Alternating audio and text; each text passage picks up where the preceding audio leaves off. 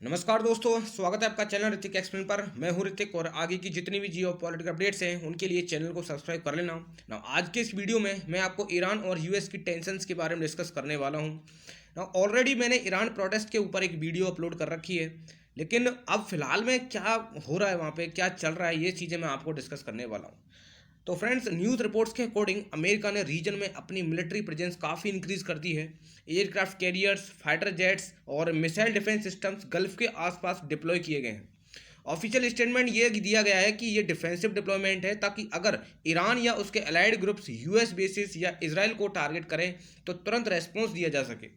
लेकिन जियो पॉलिटिक्स में इतना बड़ा नेवल बिल्डअप एक क्लियर सिग्नल होता है। ये प्रेशर डिप्लोमेसी है जिसमें मिलिट्री पावर दिखाकर नेगोशिएशन टेबल पर एडवांटेज लिया जा सकता है। अब जो मेन इशू है वो है न्यूक्लियर प्रोग्राम का। अमेरिका को लगता है कि ईरान यूरेनियम एनरिचमेंट को इतना आगे ले गया है कि फ्यूचर में वो न्यूक्लियर वेपन कैपेबिलिटी के क्लोज पहुंच सकता है। यूएस चाहता है कि ईरान एक नई न्यूक्लियर डील साइन करे जिसमें एनरिचमेंट लिमिट हो, स्टिक एक्सपेंशंस हो और न्यूक्लियर वेपन की पॉसिबिलिटी जीरो हो। दूसरी तरफ ईरान का स्टांस बिल्कुल अलग है।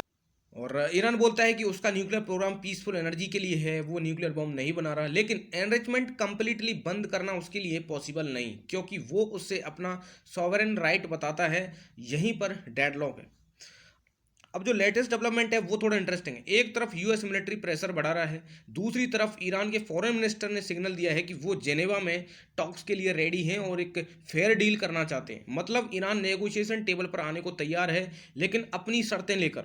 सैंक्शंस हटानी चाहिए, न्यूक्लियर प्रोग्राम पीसफुल पर्पज के लिए कंटिन्यू रहेगा और मिसाइल प्रोग्राम या रीजनल प्रॉक्सीज पर बात नहीं होगी। ये सब ईरान की डिमांड है। अमेरिका की डिमांड उससे ज़्यादा हार्ड है। वो चाहता है कि एनरिचमेंट ही बंद हो और ईरान फ्यूचर में कभी न्यूक्लियर वेपन को क्लोज नहीं जा सके। इसलिए डील पॉसिबल है, लेकिन टर्म्स पर बड़ा गैप है थोड़ा। ग्राउंड लेवल पर ईरान के अंदर भी प्रेशर है। सैंक्शंस की वजह से इकोनॉमी वीक है, करेंसी गिर चुकी है और पब्लिक में वॉर का डर भी है। लोग चाहते हैं कि डील हो जाए ताकि इकोनॉमिक रिलीफ मिले।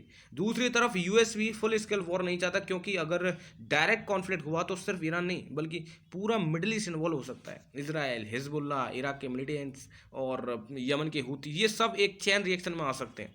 सबसे डेंजरस पॉइंट है स्ट्रेट ऑफ हॉर्मुज, जहां से दुनिया का मेजर ऑयल सप्लाई गुजरता है। अगर यहां कॉन्फ्लिक्ट होता है तो global oil prices shoot up हो जाएंगे और पूरी वर्ल्ड इकोनॉमी इंपैक्टेड होगी। अब सवाल ये है कि क्या यूएसए ने ईरान को घेर लिया है? तो हाँ, यूएसए ने already strong military pressure zone create किया हुआ है। ईरान के चारों तरफ अपने एयरक्राफ्ट कैरियर्स, एयर में फाइटर कवर और गल्फ बेसिस पर मिसाइल डिफेंस बढ़ा रखे। ये एक तरह का सिग्नल है कि अगर टॉक्स फेल होती हैं तो यूएस के पास लिमिटेड स्टैक कैपेबिलिटी रेडी है। ईरान भी ओपनली बोल रहा है कि अगर उस पर अटैक हुआ तो वो डायरेक्ट या प्रॉक्सी ग्रुप्स के थ्रू रिटेलिएशन करेगा। इसलिए सिचुएशन को experts high tension stand of बोल रहे हैं, जहां पर वॉर ऑफिशियली स्टार्ट नहीं हुई लेकिन रिस्क प्रेजेंट है। अभी के लिए सबकी नज़र जेनेवा टॉक्स पर है। अगर वहां कॉम्प्रोमाइज फार्मूला निकल गया जिसमें लिमिटेड एनरिचमेंट अलाउ हो, स्ट्रिक्ट मॉनिटरिंग और सैंक्शंस में पार्शियल रिलीफ मिले, तो टेंशन डाउन हो सकती है। लेकिन अगर टॉक्स फेल होती हैं तो फिर मिलिट्री एस्केलेशन का रिस्क रियल हो जाएगा। मतलब करंट फेज में दोनों साइड एक डेंजरस बैलेंस में खड़ी है। एक हाथ में डिप्लोमेसी, दूसरे हाथ में मिलिट्री ऑप्शन। तो सिंपल ना, अभी के लिए ये वॉर नहीं है, ये एक पावर गेम है जिसमें अमेरिका प्रेशर बना रहा है डील के लिए। ईरान सर्वाइवल और सैंक्शंस रिलीफ के लिए नेगोशिएशन करना चाहता है और पूरा वर्ल्ड वेट कर रहा है कि डिप्लोमेसी जीतेगी या मिडिल ईस्ट एक और कॉन्फ्लिक्ट की तरफ बढ़ेगा। ना इसके ऊपर आपका क्या ओपिनियन है, कमेंट में जरूर बताना। और वीडियो इन्फॉर्मेटिव लगा हो तो लाइक शेयर सब्सक्राइब करने का। बाकी मिलते हैं नेक्स्ट जियो पॉलिटिकल टॉपिक के साथ। जय हिंद।